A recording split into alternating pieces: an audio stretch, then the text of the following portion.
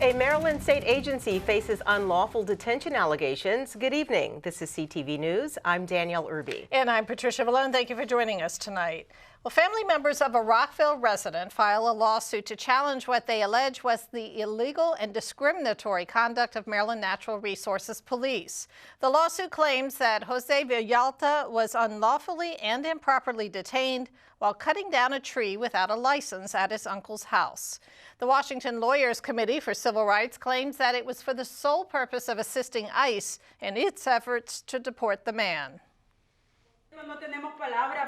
When we go see him, we don't have words for him to encourage him of what's happening.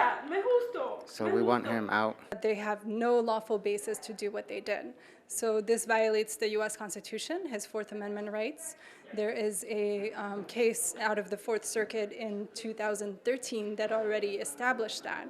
So these officers should have known, and they should know better than do the job of ICE for them when this is a complete abuse of power.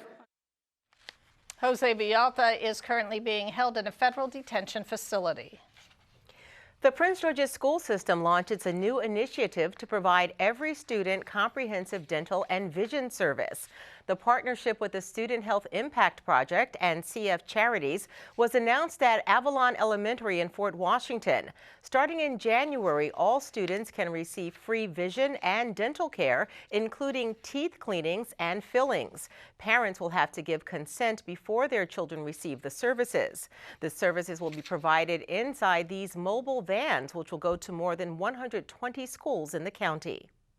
We want to make sure that what we're teaching our students early on is preventative care is the best kind of care. And so what they learn when they're young is what they'll continue to do as adults. And so this starts to begin to launch that, make sure that they don't miss school, but at the same time we're taking care of them. The number of children that will come in from the school will determine how many days we're at that school.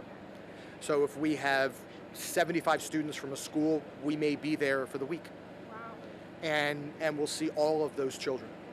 It allows us to have, if we identify something that needs to be done, to communicate with the parent, recognize that something else needs to be done, inform them, get their consent for the additional care, and then see the child the next day while we're still there. Prince George's will be the third jurisdiction in Maryland to provide these services.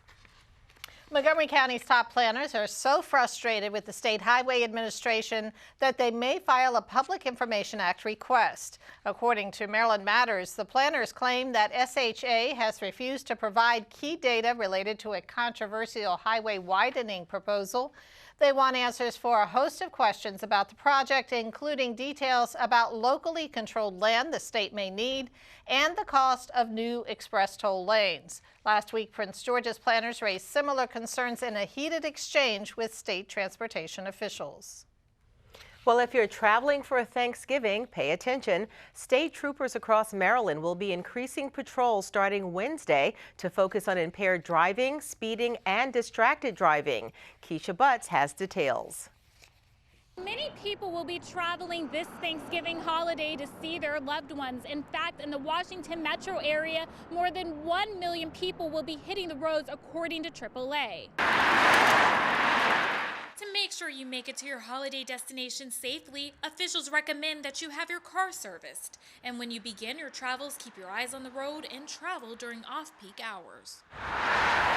Some other tips traffic officials recommend are buckle up, drive the day before if possible, and get plenty of rest. In Laurel, Keisha Butts, CTV News. For more travel information, visit mdot.maryland.gov.